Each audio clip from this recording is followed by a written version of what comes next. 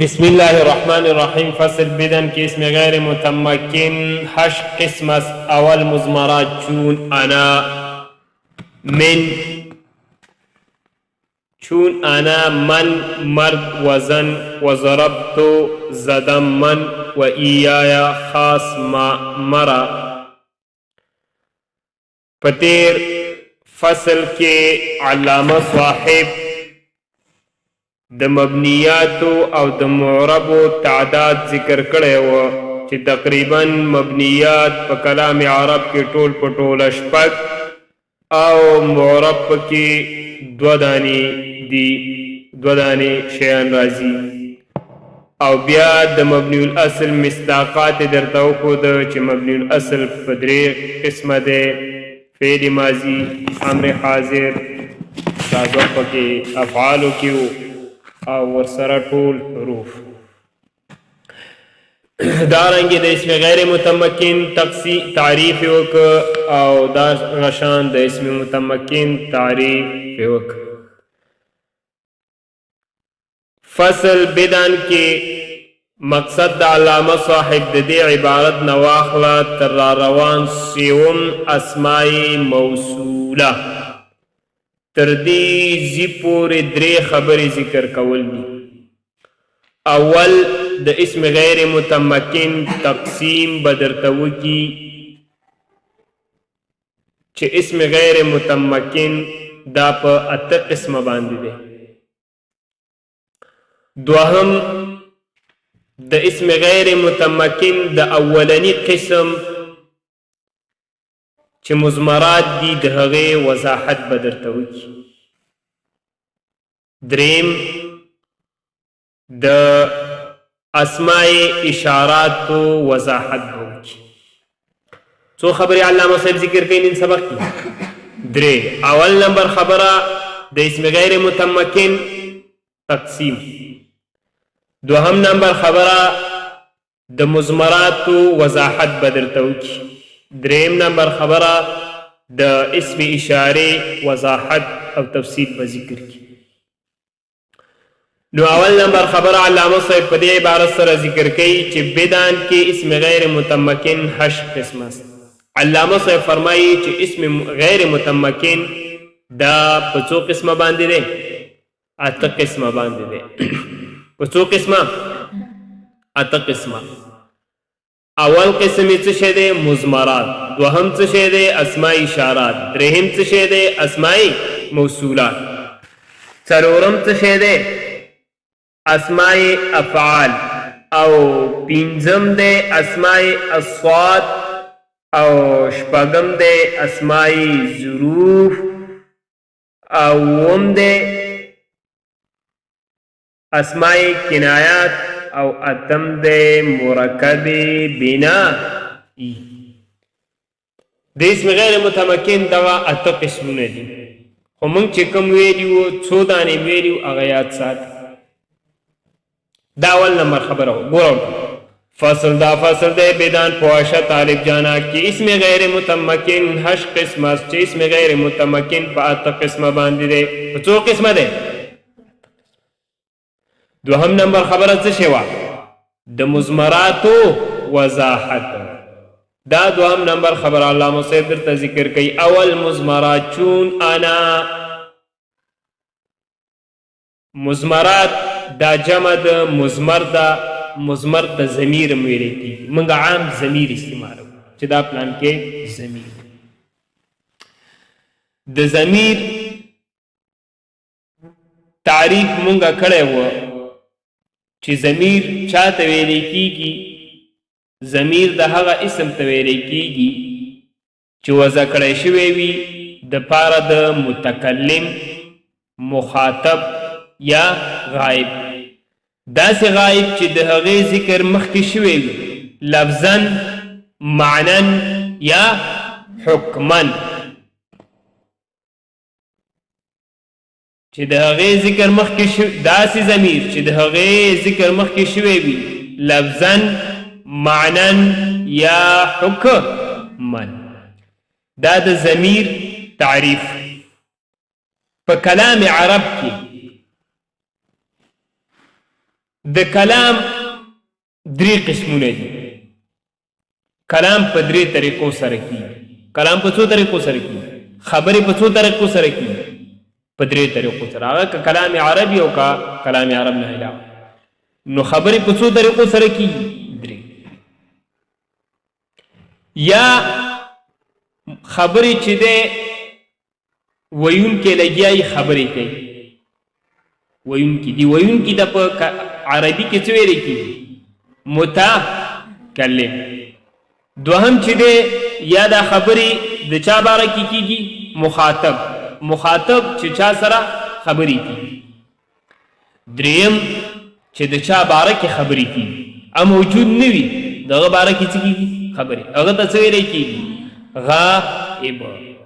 نو د دغه 3 واړو ضمایر به درته ذکر کی. د متکلم ضمایر به هم ذکر کی، د مخاطب ضمایر به هم ذکر کی، او ورسره د چا ضمایر به هم ذکر کی؟ د غائب. نو ضمایر من سره ټول چې ده ضمیر دا اول په 15 قسمه باندې. په څو قسمه ده؟ په 15. هلته موږ تقسیم ویلی وو که نه. اولنی قسم یې څه شی دی؟ مرفوع متصل. دوهم قسم یې څه شی و؟ مرفوع منفصل. دریم قسم چې و؟ منصوب. څلورم قسم څه و؟ منصوب. او 5م قسم څه و؟ مجرور. د هر یو تعریف مونږ کړی و چې مرفوع متصل چاته ویلی کیږي، مرفوع منفصل چاته ویلی کیږي، دا شانتي منصوب متصل او منصوب منفصل او ورسره مجرور متصل. د هر یو تعریف مونږ کړی.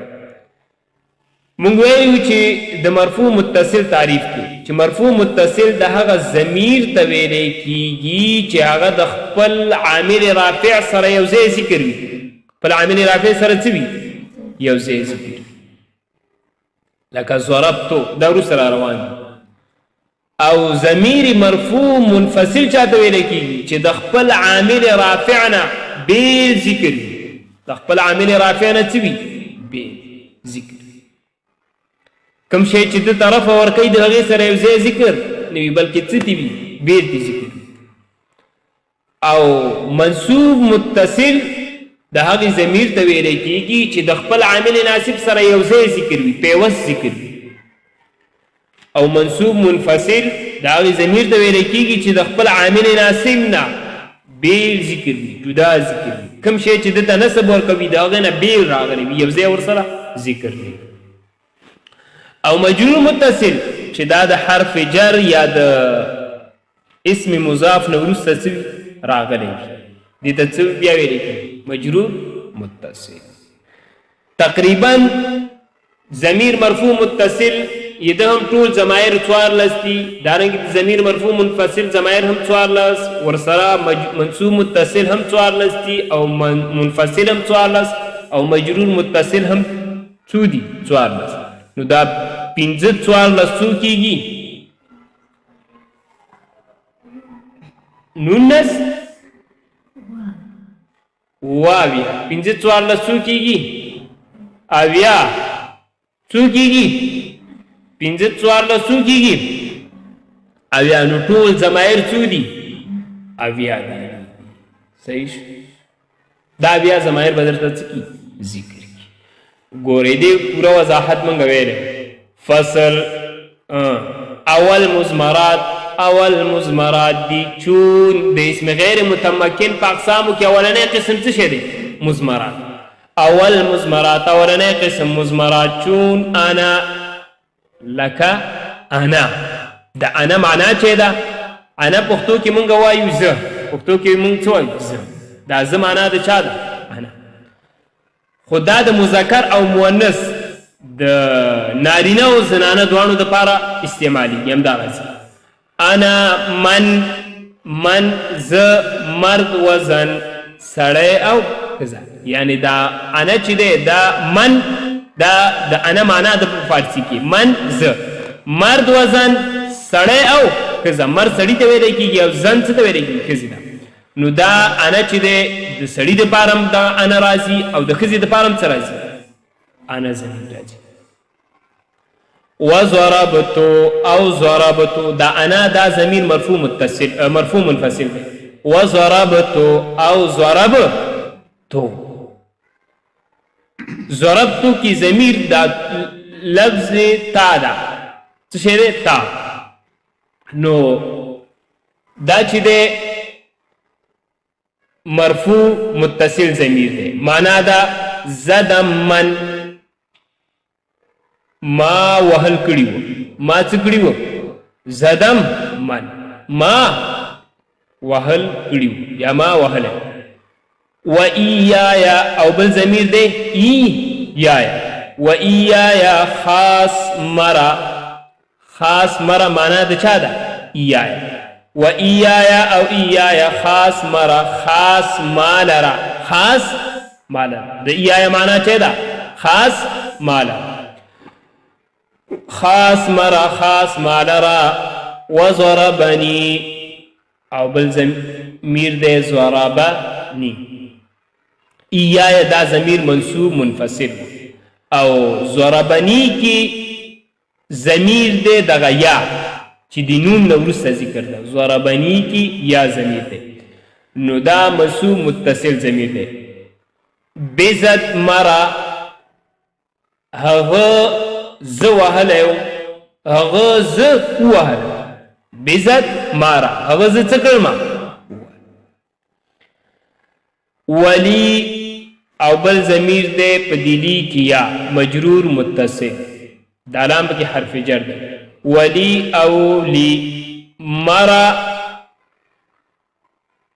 مالر لی معنا څه مرا ما لرا صحیح شو و این افتاد زمایر است او دا اویا زمایر دی و این افتاد زمایر است او دا و این افتاد زمیر است او دا اویا زمیرون دی او دا څو زمیرون دی اویا اوس درته دا اویا زمیرون پورا کوي 14 مرفوع متصل څوارلس ضمیرونه د مرفوع متصل دي څوارلس ضمیرونه د چا دي مرفوع 14 څوارلس ته ویل کیږي 14 مرفوع متصل څوارلس ضمیرونه د مرفوع متصل دي ضربتو ضربنا دا هم یاد کړیو کنه یا ضربتو کی ضمیر څه شه دی تو دی تاسو ما نن ویلی چې دا به تو وای کته به وای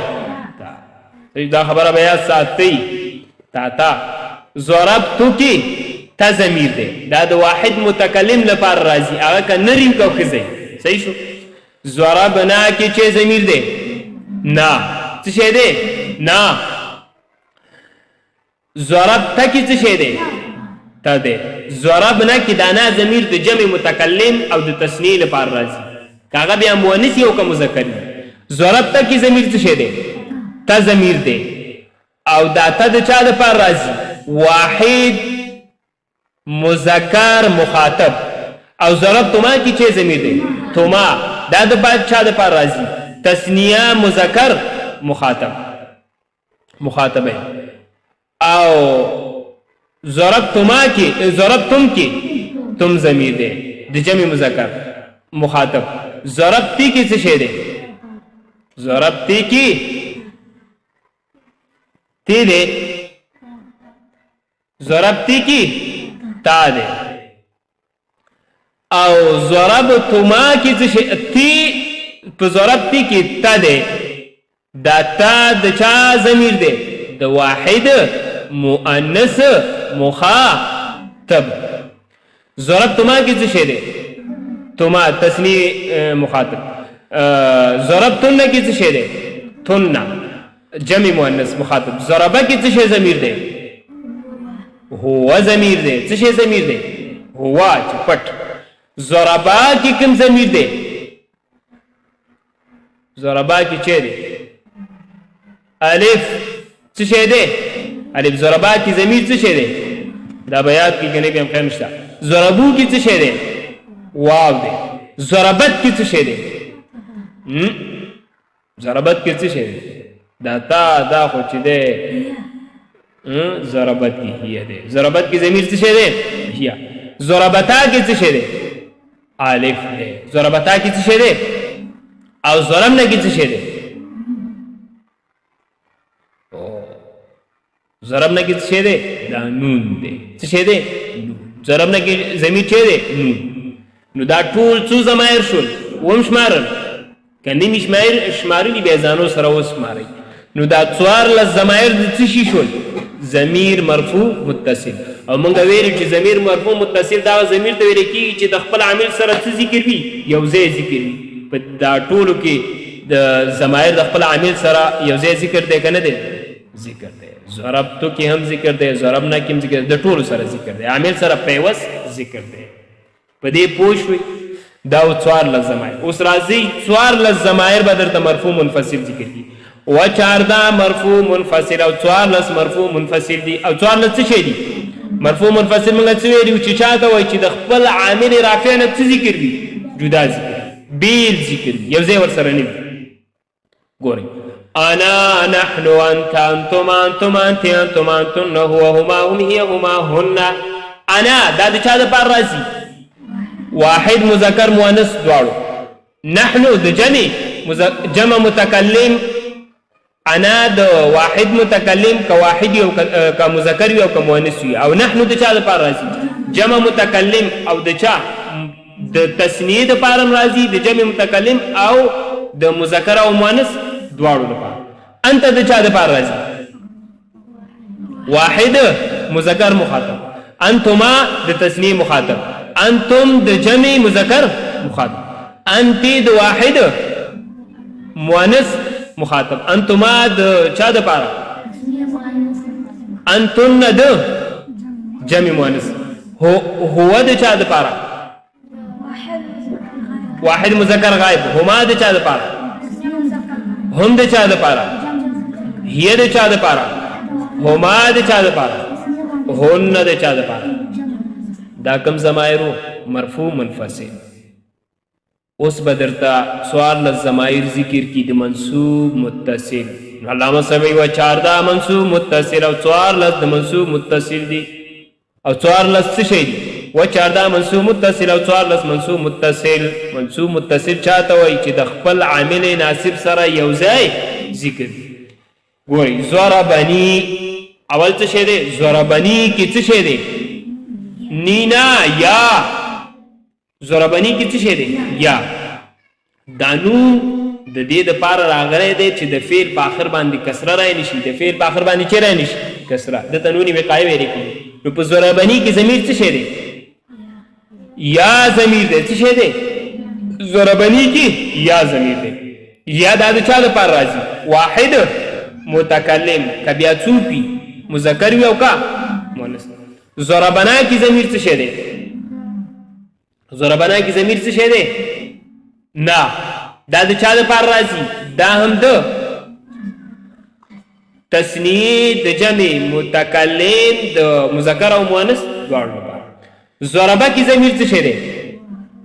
ضربه کې ضمیر څه شی دی؟ کاف. ضربه کا. ضربه کې ضمیر څه شی دی؟ کاف. د چا دپاره راځي؟ واحد مذکر مخاطب. ضربکما کی ضمیر څه شی دی؟ کما د چا دپاره راځي؟ تثنیه مذکر. ضربکم کی ضمیر څه شی دی؟ د چا دپاره راځي؟ ضربکی کی ضمیر څه شی دی؟ چا دپاره راځي؟ واحد مؤنث مخاطب. ضربکما کی ضمیر څه شی دی؟ چا دپاره؟ ضربکن کی ضمیر څه شی دی؟ چا دپاره راځي؟ مؤنث مخاطبات. ضربهو کی ضمیر څه شی دی؟ ضربهو کی ضمیر څه شی دی؟ هو دی. ضربه نه دی. ضربه خدا هغه فعل دی. او چا دپاره راځي؟ واحد مذکر غایب. ضربهما کی ضمیر څه شی دی؟ هما. چا دپاره راځي؟ ضربهم کی ضمیر څه شی دی؟ چا دپاره راځي؟ ضربها کی ضمیر څه شی دی؟ چا دپاره راځي؟ ضربهما کی چا دپاره راځي؟ ضربهن کی چی دی؟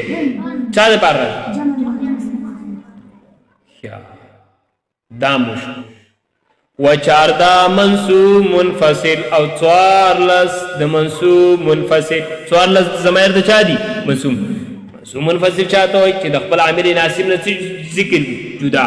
دا مخکینی ضمیرونه د خپل عامل ناسب چې عامل ناسب یې څه شی و؟ ضربه و. د دې سره څه ذکر و؟ یو ځای ذکر و. څه شی ذکر و؟ یو ځای. او ضمیر منصوب منفصل چې د خپل عامل ناسب نه جدا ذکر وي. دا هم 14 دي. کوم دي؟ اول ایایا. اول څه شی دی؟ ایایا خاص ما لره. داسې بیا معناګانې کوئ.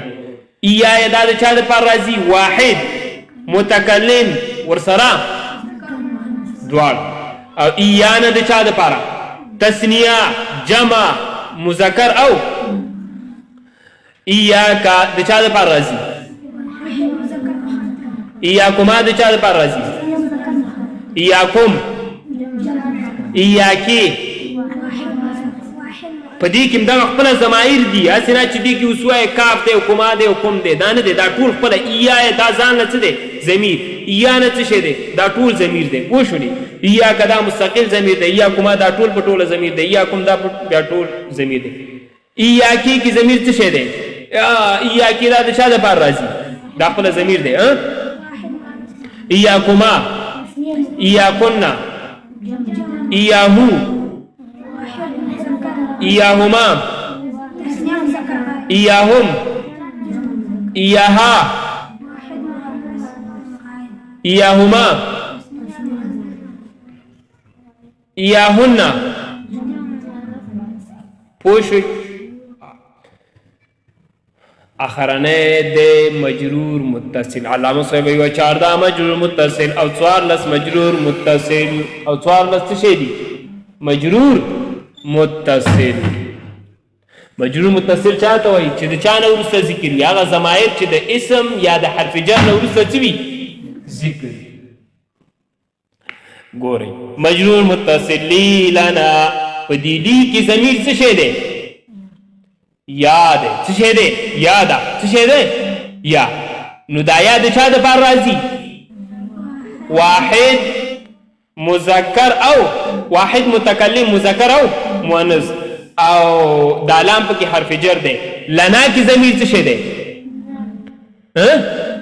نا دی. څه شی دی؟ دا لام پکې حرف جر دی. لنا کې ضمیر څه شی دی؟ نا.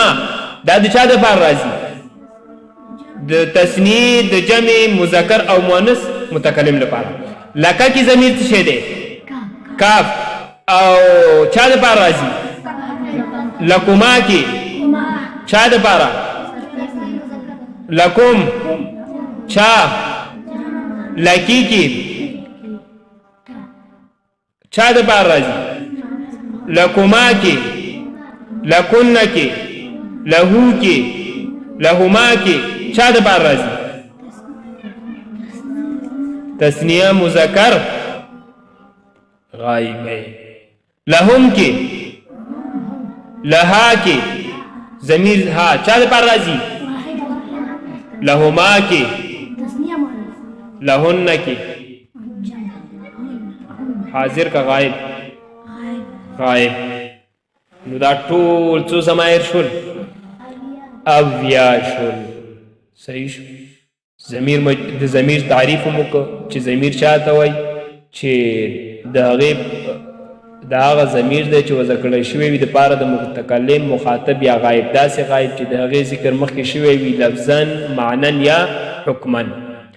بیا مو ویل چې ضمایر ټول په ټوله موږ سره څو دي؟ هغه دي ضمایر په څو قسمه باندې دي؟ 5.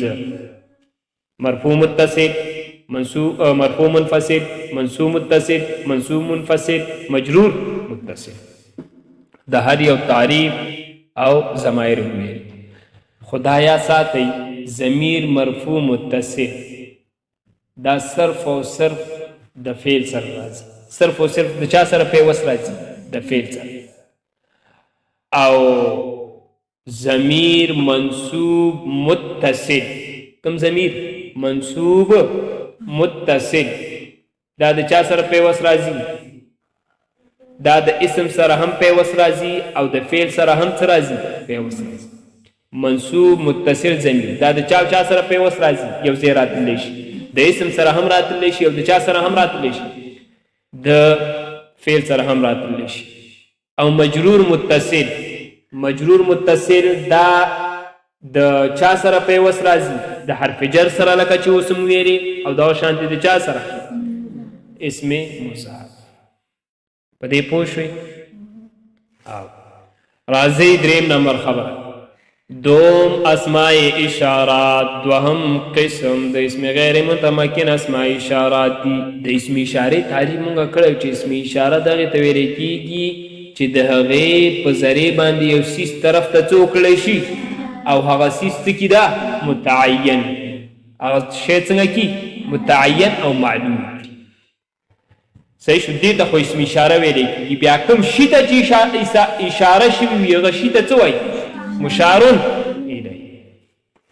اسماء اشارات درته ذکر کوي چې کم یو دي، لاندې ګورئ. دوم اسماء اشارات. دوم قسم د اسم غیر متمکن اسماء اشارات دي. ذا اول څه شی دی؟ ذا. ذا دا د چا دپاره راځي؟ واحد مذکر. زان وزان او زان. زان د چا دپاره راځي؟ تثنیه مذکر حالات رفعی. وزین او دا د چا دپاره راځي؟ تثنیه مذکر حالات نسبی جری. وتا وتی او تا او تی وته او ته وزه او زه وزه وته. دا ټول په ټوله د چا دپاره راځي؟ واحد مؤنث. وتانی وتینی. وتانی دا د چا دپاره راځي؟ تثنیه مؤنث مذکر دي سره.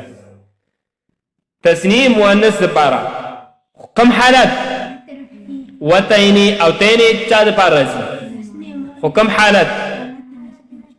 و اولائی او اولائی بمد. و اولائی بمد سره د څه شي نه؟ مد. و اولا او اولا دا بغیر د څه شي نه؟ مد نه. دا دواړه د چا دپاره راځي؟ د جمع مذکر او مؤنث دواړو دپاره راځي. صحیح شو؟ بس دی دا به یاد کړئ. خو دلته ګوره موږ د اسم غیر متمکن